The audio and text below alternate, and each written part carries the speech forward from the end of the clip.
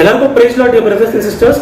இந்த நாள் நம்ம தியானிக்க போற தேவ வார்த்தை என்னன்னு பாத்தீங்கன்னா ஜான் சாப்டர் 14 வெர்சஸ் 15 ல இருந்து 17 18 வரைக்கும்ங்க.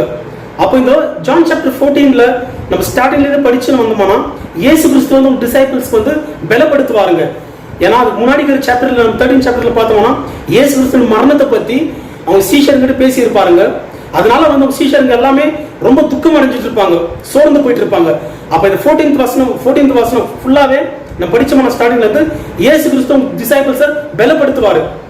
நீங்க தனியா இல்ல, நான் உங்களோட கூட இருக்கிறேன் அப்படின்ட்டு பலப்படுத்துவாரு. நானும் பிதா ஒன்று தான் அப்படின்ட்டு அவங்க பல சத்திய காரியங்கள் 14 சாப்டர்ல அவங்க டிசைபிள்ஸ் வெளிப்படுத்துவாருங்க, சொல்லி இருப்பாரு அவங்களுக்கு பலப்படுத்துற விதமா. அப்ப அதே மாதிரி வந்து இந்த 14 சாப்டர்ல 15 வருஷத்துல பார்த்தோம்னா இயேசு சொல்றாரு, நீங்க என்ன நேசிக்கிறது உண்மையா இருந்தா என்னுடைய கட்டளைகள் நீங்க கடைபிடிப்பீங்க.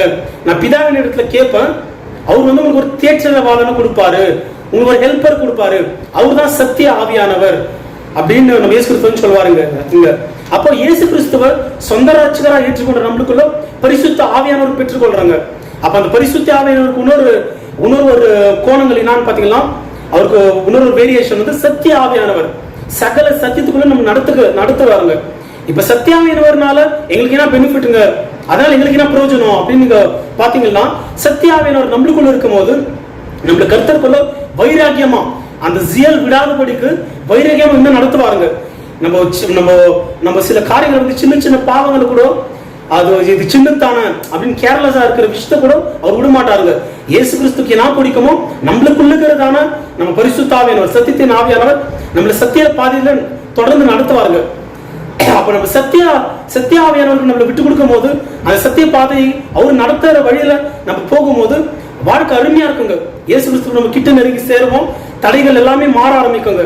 அப்ப எப்ப நம்ம கர்த்தருடைய வார்த்தைக்கு நம்ம கீழ்ப்படி ஆரம்பிக்கிறோமோ அப்பதாங்க நமக்கு ஆசீர்வாதம் ஸ்டார்ட் ஆகுதுங்க, அப்பதான் பிளெஸிங் ஸ்டார்ட் ஆகுதுங்க.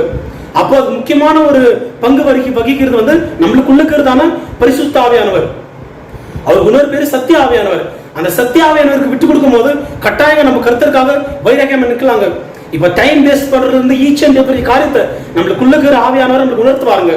வேலை செய்யற இடத்துல உண்மையாக இடத்துல இருந்து நம்ம வீட்டுல கீழ்படுகிறதுல இருந்து ஒரு ஞானமா நடந்துக்கிறதுல இருந்து ஓகேங்களா, எல்லாத்தையும் வந்து அற்புதமாவும் அதிசயமாவும் நம்மளுக்குள்ள இருக்கிற சத்திய ஆவியானவர் வந்து இயேசு கிறிஸ்துக்கு எது பிடிக்குமோ அவர் பிள்ளையா இந்த உலகத்துல நேர்மையா வாழ்றதுக்கு நம்மள அற்புதமா நடத்துவாருங்க.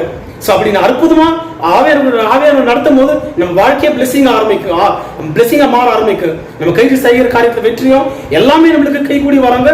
கர்த்தர் நம்மளோடு கூட இருந்து நம்ம பல பேருக்கு வந்து உப்பா ஒலியா இருப்பாங்க. ஆமென்.